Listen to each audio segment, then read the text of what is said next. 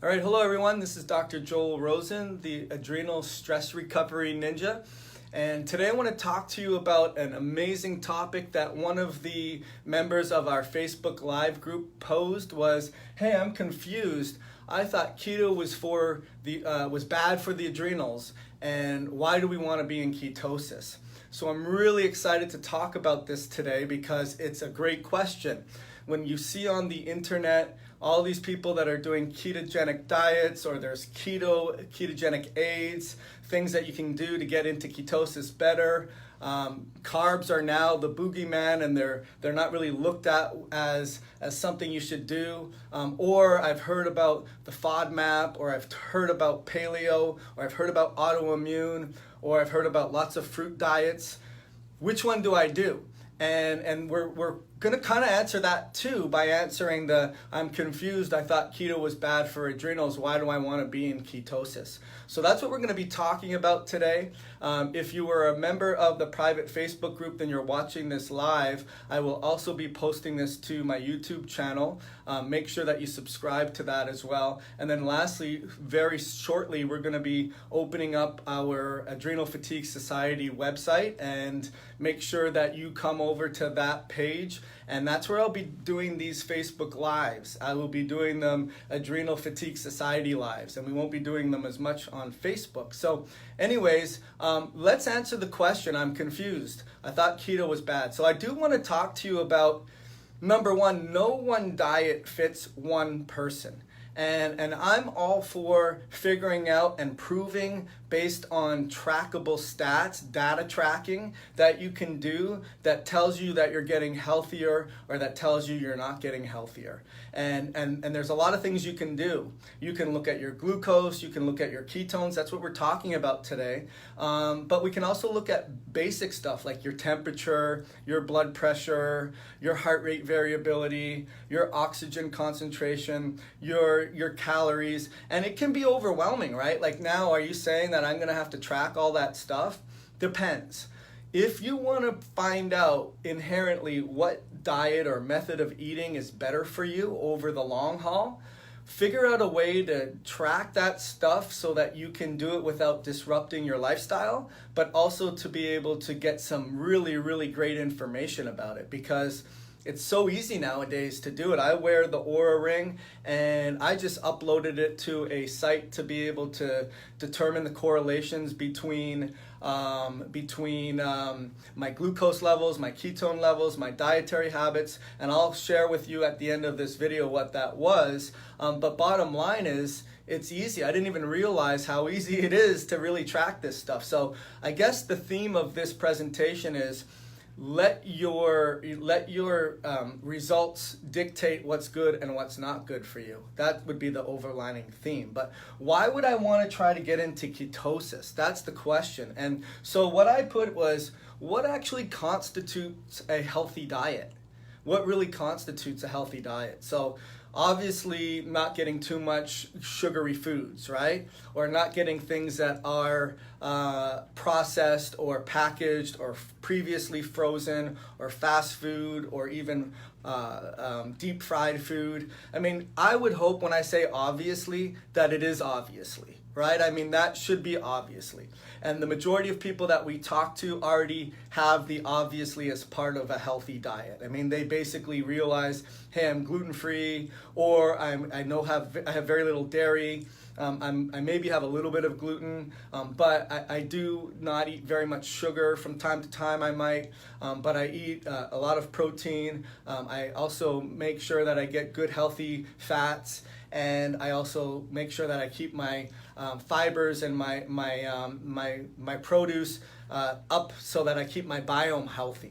Those are givens. I think those should be givens, whether it's a ketogenic diet or a paleo diet or all fiber or low FODMAP diet. You have to keep your biome diverse. And that's not the point of this talk tonight, but the point is, what I define as a ketogenic diet is not necessarily what's defined as a ketogenic diet by research traditionally. Now that's changing, which thanks to Dorian over at Keto Mojo, they have a bigger mission to be able to show data, statistics on when you're doing it properly, how it can have several healthy benefits.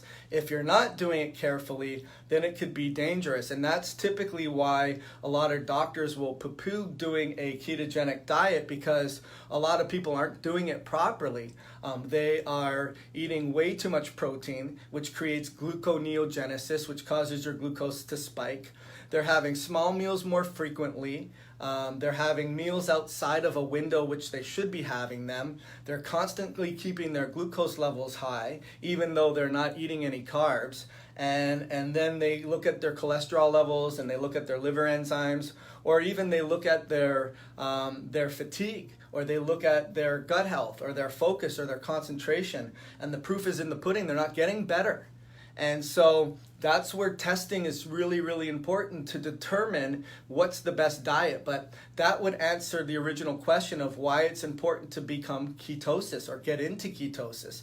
And I'm not saying you have to be in ketosis every single day of your life, but you have to establish flexibility in your ability to use nutrients in different ways, using fats as a fuel, using carbs as a fuel, so that depending on your stress load, depending on your inflammation, depending on your day-to-day activities, depending on your foods that you're eating, will determine whether or not you back off or you push in and you burn glucose or you burn healthy fats. Hopefully that made a lot of sense.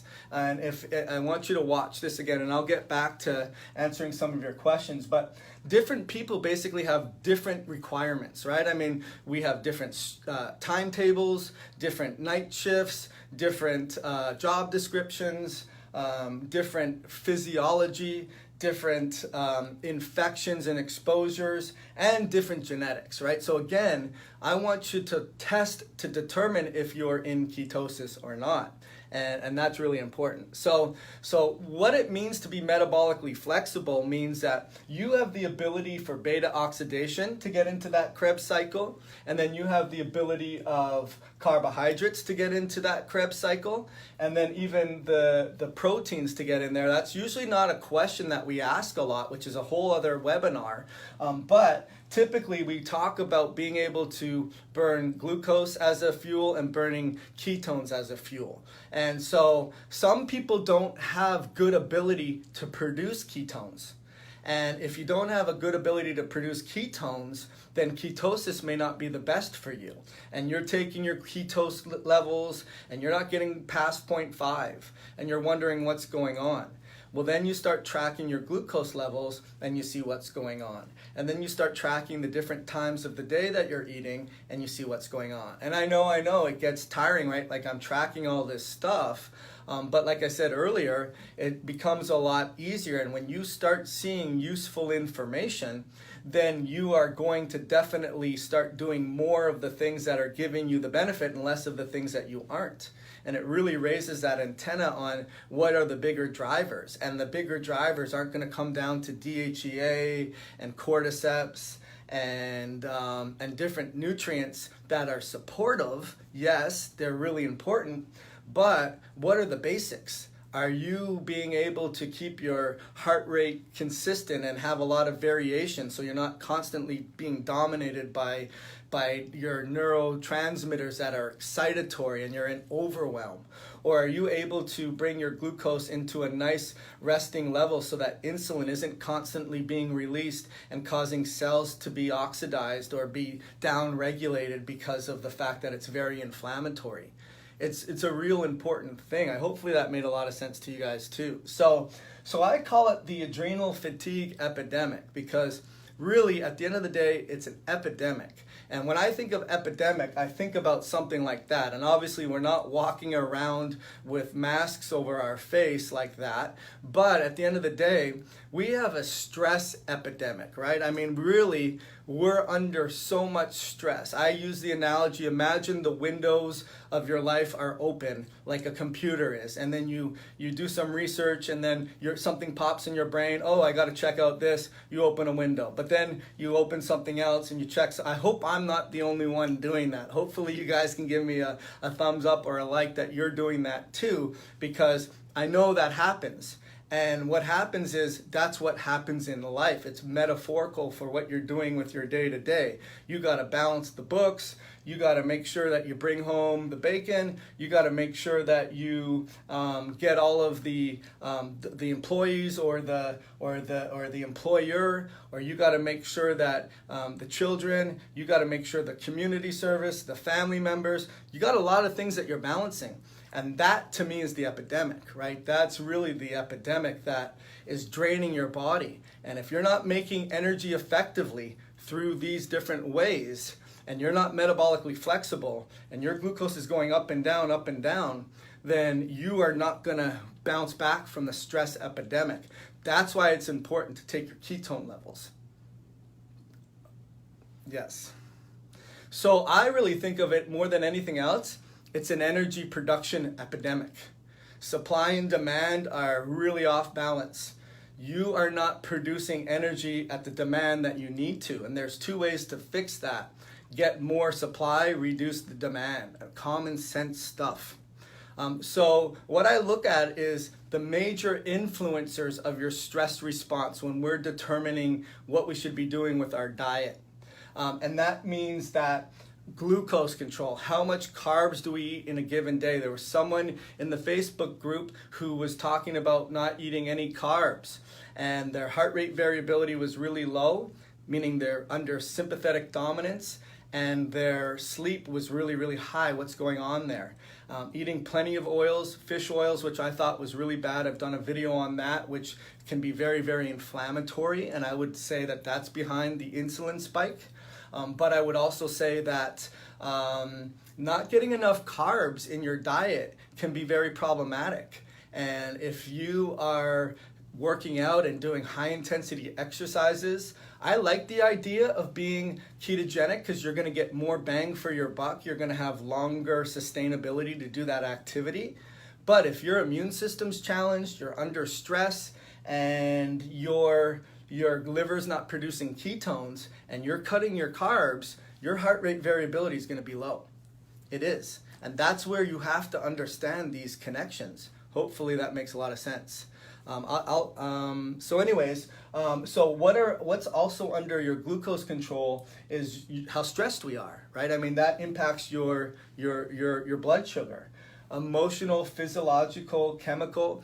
You know, we've had a lot of lectures where we've talked about even just being stressed in traffic can produce mast cell activation. That's going to create an inflammatory cascade. It's going to drive up insulin levels, and it's going to cause your receptors to not really be available for all the messengers that are around to lower glucose quickly. It's not.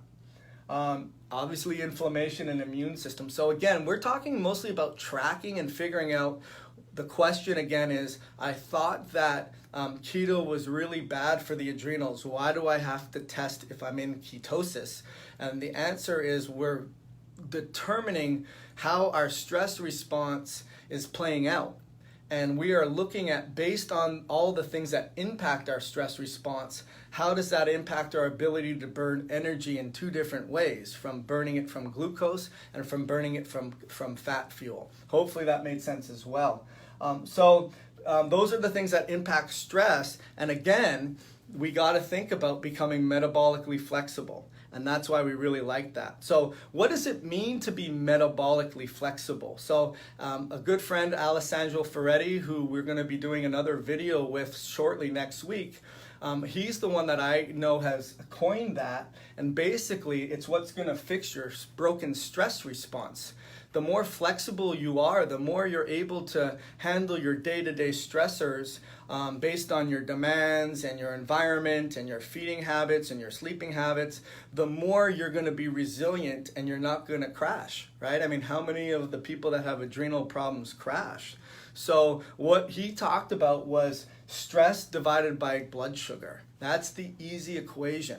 Stress would be that heart rate variability, and blood sugar would be blood sugar. And the higher your heart rate variability, the less you're stressed.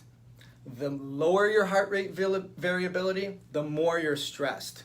The higher your glucose, the lower this number is going to be. So we want that number to be really big, right? We want your heart rate variability to be big. We want your glucose levels to be low. And why do we want our glucose levels to be low? Now, I don't want your glucose levels to be low if you're not producing ketones. I mean, then you're hypoglycemic. A lot of you think you're hypoglycemic when you don't take your glucose and it's not low. Number two, you are probably trying to do a ketogenic diet. You're taking your glucose, it may fall into the 80s, and your ketones are above 0.5, and you're thinking you're not getting fuel to the body. And you are. And you're feeling lightheaded, shaky, and jittery, and anxious, and you need something to eat, because if you don't, you're going to pass out, hit your head, and knock yourself unconscious. It's not going to happen. So it's raising the antenna. That's why I want you to understand if you're in ketosis. And I put this up here because it's a symbolism of the outdated medical model on how they assess your glucose levels. And they don't look at real-time levels. They don't look at ketones in relationship to glucose. The lab ranges are way too broad. They don't look at inflammation and insulin resistance and other infections and cytokines that drive up your blood sugar levels, and it's not measured on a test. They don't look at downregulation of receptor sites and oxidized cell membranes. They don't look at any of that. It's outdated and it needs to be fixed. And so stress can be impacted by being stressed. I mean, sugar can be impacted by your stress, by injuries, inflammation, reacting to foods. So that's why it's super important to do all these things. And then lastly, the Keto Mojo is the one that we typically recommend. And that's really what I want you to do is I want you to determine the difference between physiological hunger and psychological craving. There's a huge difference to that. And then lastly, what I was going to tell you is Heads Up Health. Awesome new software where you can upload your data. So you can upload your calories, you can upload your glucose, your ketones, your activity levels, your deep sleep, your heart rate variability. You can upload all that stuff and start running assessments on them and start seeing correlations and start saying, hey, wake up, common sense. The later you eat your meal, the worse your heart rate variability is. The lower your metabolic flexibility is, the more likely you are going to bend and break. And you're trending in the right direction. Whatever you're doing, do more of it. Whatever you're not doing, do less of it, and vice versa. So that's what I wanted to talk to you about, guys, today. Hopefully that made a lot of sense. So I'm just going to answer some of your questions here. So hi, Cher, I hope you're doing well. And Melissa, you're doing well as well. The diet has worked for me. I'm on hardcore. Okay, that's good. So the other thing I would say with that being said, where I see some mistakes happening, is when you don't bring in your carbs. You have to do that. Because you'll start to see the heart rate variability to trend downwards, and you're doing the same thing. And I think your body's just so efficient at saying, okay, we got you figured out here, so we're going to work as easy as we possibly can and take some shortcuts and slow our metabolism down. So exercise physiologists and nutritionists and bodybuilders and fitness contestants know this, and this is what happens. So around your cycle time, like the person I was telling whose heart rate variability was low and their carbs are 8 grams per day and they're not producing ketones, that to me is a mismanagement of someone not telling you have to vary your carbs. You do. Now, carbs are the boogeyman in terms of the grains, right? Because we feel that they're inflammatory and we have a genetic predisposition to create an immune reactivity and drive up your autoimmune concerns. I would agree to a certain extent, but when you limit too little, now you're in a very microbiome, non-diverse problem in your gut, and you start to get more problems as a result of that. That was a long answer to your question there. Hi, Nancy. Hope you're doing well. And Brenda, hope you're well and you're welcome for all I do. Paul, hope you're doing well. Love the detailed information. Good. I'm glad you're loving it. It is a super cool screen. Opening the window all the time, too many stressors. Yes, slow those down. I do that as well. Can you please let me know what range should your blood sugars be? I'm fasting is 80 to 95, but I have to click on see more. But talk to you about it. But what about after you eat? So, Nina, I wouldn't worry about what it is after you eat. I would worry about what it is when it's fasting. And I think 80 to 95 is good. But I would ask, where are your ketones, which we've already discussed. And if your ketones are above 0.5 and ideally say 1.5 to 2 or 1 to 1.5, then I would say that you're getting plenty of fuel and you could probably start pushing that 95 to 90 and that 90 to 85 and that 85 to 80. And where you're missing out on is you're not looking at the ketone side of it. At least I haven't seen you write about that. And we're not also looking at the immune triggers and the stress and the microbiome influence, and you're looking into it now, I know, because we're going to start working together, so I'm excited about that. Brenda, my doc's answer is let's just adding more meds. Bad idea, right? There's a question mark there. I don't think there should be a question mark there. It should be a statement. I have been to 2 functional medicine doctors and they never explained how all this is connected and never discussed about testing all these areas. That's because I am the adrenal fatigue recovery ninja. That's why. Hi, Road. I hope you're doing well. And I'm just kidding, but I'm not at the same time. I already used the glucose meter. What would be a good way to measure my ketones? Ketone strips, and how often do I test my ketones? Thanks, brother. You're welcome, brother. So I would say just get the Keto Mojo because it's going to have both of them. And I don't know of a keto machine that just does one of them. So get the Keto Mojo. The other thing I love about it is it now has a USB app. So you put it in the Keto Mojo and it uploads to this. And then I can see what's going on. So don't think about it, be about it. And how often? Same thing. Like when you're data tracking and you're stressed and you feel like you're super hungry and you're going from 17 meals to 16 meals to 12 meals to 3 meals and you have a little bit of in between, stress and not being able to manage it, that's when I have to know what's going on, right? That's how I have to know. So don't count. How do you measure heart rate variability? I do it with the Oura Ring. They have the Fitbit, they have the Apple Watch, there's a Garmin. The Oura Ring, super easy. You wear it and you wear it to bed. I'll put a link after this video, and it allows you to save $50 on it. So that's a good deal. Hi, Leona. And so my question is, should I be watching saturated fats? I'm logging my intake as well in a well-known tracking app, and it's warning me about saturated fats. Confusing. So I would say if your glucose levels are high, you should be worried about saturated fats. If your baseline glucose levels throughout the day are high, and your total carb amount is high, and your cholesterol and your blood work and your LDLs are high, then the medical model is to get off of all the fat. The functional medicine model is to control your carbs, your immune system, track your glucose, and know what's going on. That's how I would answer that. Tammy, do you do consults over the phone? I do. I do the Zoom app, and the Zoom app is all over the world.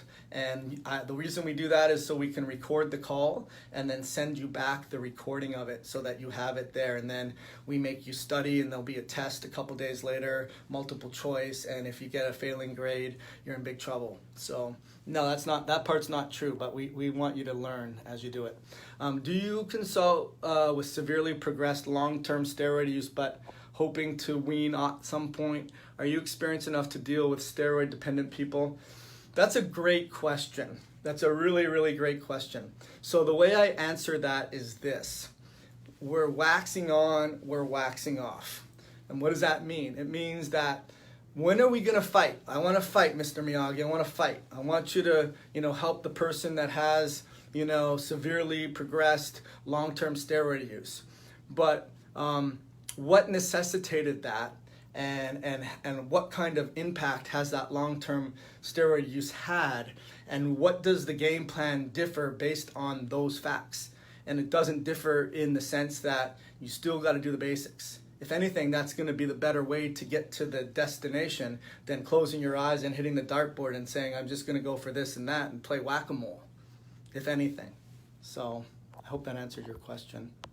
But anyways, that's all I got today, guys, for you. I hope I answered the question of why do I think it's important to do ketosis in terms of measurement. We talked about becoming metabolically flexible.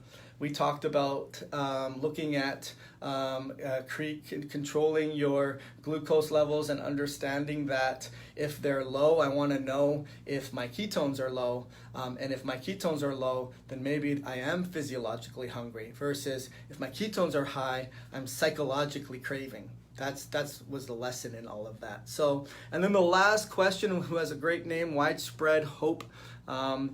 Where to start with reducing carbs and testing glucose ketones with low cortisol? I don't get the question. Where to start with reducing carbs and testing? Start with getting a meter and start testing and start tracking and start knowing. That start with the first steps is what I would say. And then what are some good fats to eat to bring us into ketosis? I would say the best fat to get you into deep ketosis is intermittent fasting. And that's a little bit of sarcasm, but I think that you need to have a certain time interval between your last meal and your first meal, and ideally that's about 12 hours, and nothing will produce ketones better than that. But with the healthy fats, you're looking at things that you can process well, because people have challenges with their gallbladder function. So some people do better with an oil-based MCT oil or coconut oil or olive oil or avocado oil. Some people do better with ghee or a full-fat dairy, although not a lot of people do super great with that. Looking at coconuts, avocados, nuts. You got to be careful with nuts because they raise your glucose levels. And how do you know? Well, you got to test. So I hope that made sense. I wish eating and exercising would bring my sugar under control. Brenda, I got to ask you, how much are you exercising? Because I know you had been working really hard, but how much are you moving? And I'm not saying, hey, you got to get a gold medal, but you look in the mirror and you tell yourself you've been moving enough to keep your glucose levels stable, and tell me that's the truth, and then we'll talk. And I mean that in a loving way. Leslie, what is the best way to reverse insulin sensitivity? Reduce inflammation, and movement is good too. Good, awesome. I'm super happy, Brenda, that you are. Keep up the good work. Just make sure you pace yourself. Life's a journey, right? And you don't want to go too much. But good for you. So Leslie, I don't feel I answered your question well enough. What is the best way to reverse insulin sensitivity? Genetic susceptibilities for phospholipid production is a huge problem. And so making sure that your cycles flow through to produce phospholipids are really important. That means removing really crappy synthetic foods that have folic based in them, and even just crappy foods that have crappy in them. And then I'm sure you're not doing that. Then lots of leafy green vegetables, digestive support to be able to break those things down. And then looking at potentially getting some phosphatidylcholine or creatine, and that will help repair your cell membranes and then allow glucose to balance insulin levels and bind to receptors and create sensitivity. That's a really good way to do it. And then activity levels, like I mentioned, help receptor sensitivity. Good mindset, not releasing mast cells based on, giving someone the finger in traffic. Those are going to cause stressors. That's not what you're doing, but those are the things that decrease insulin sensitivity. My girlfriend thinks you're a hot dog. That's funny. Well, tell her that I have lots of gray hair. And anyways, but thank you very much. Back to it again. So yes, good, Brenda. I'm happy to hear that. I'm proud of you. I am. I gave you some tough love, and you looked right back at me and said, I'm doing it. So I'm proud of you. Yes, I understand a lot of what you're saying because I've been to quite a few integrative doctors, and understand necessity for fixing the body, as to speak, but we also have the challenge now of understanding how to treat a fragile body. Yes, exactly, versus understanding what steroids are doing and the suppression of the endocrine system and the sensitivity of all of that. 100%. Not to belittle what you said at all, Tammy. I agree. You are dealing with someone who's had long-term use. So kidney function is really important. Liver function is really important. Those are methylation functions. Those are energy production functions. Those are mitochondrial functions. All the things that we still talked about. So with a little bit more delicacy with it. So yes, I would agree with you on that one. And then it's just a couple more, all these questions. Do I reduce to less than 25 grams per day? Okay, when to start, after meals, emotional. So I don't know. My rule of thumb on that is baseline without changing what you're doing for 3 days, and get an eye opener of how much food are you eating every day and what's your percentages. If you're in the 200 or more of carbs per day, then going down to 25 is not going to be a pleasant experience. And so I would say usually go to half. So if you're at 200, go to 100. If you're at 150, go to 75. And get an idea there. But I also like the idea of just getting baselines first. I hope that made sense. And then Nancy, did you say nuts will increase blood sugar? Nuts have more carbs. So you gotta look at the tracker and the library and see how much grams of carbs they are, because they spike those pretty quickly. And then you start looking at your glucose and it's like, well, why is my glucose going high? I'm only eating nuts and nuts are high in fat. And then why are my ketones never going high? Because nuts are high in sugar, and that will create insulin spikes. And not so much sugar, but carbs. And if you have a handful of them and more handfuls of them, you've just exceeded your carb threshold. All right, did you say, oh, we said that. Brenda, it's not bringing the sugars down though, up and away all day. There's lots of other things there too. You need some nutraceuticals. We need some insulin sensitivity nutrients, and really I'm not going to do that today in this discussion, but you can Google them. I think berbeриne's a good supplement as well, but there's a lot of different things you can do to help with sensitivity, and genetic testing and reviewing is really important too. I don't know it unless I know it. Is there still a discount on the Keto Mojo, Brenda? Yes, I'll put a link into that, and I think it's 15% off on that. So I'm interested in talking to you. Okay, Tammy, I'll leave the link to that underneath the description of this video. And then there's Megan. Megan, I hope you're doing well. Always love your comments. And then I'm glad you appreciate my insights there. I hope it's been helpful. Still got a couple more questions. Tammy, I had help with my diet because my other docs aren't focusing on that. Gut issues, various. I need help, sorry. Gut issues, various, what to do, adrenals, thanks. You're welcome. I look forward to talking. And then thanks for doing this. You're welcome, Brenda. Thanks. That's what you're thinking. And then Paul. Hope you guys got a lot of value out of that today. I'll make sure I share that. I got a good topic for next week. It is, I can do a million things on one day, but then I can't do a single thing the next day. What's going on there? So stay tuned. We'll see you next time around.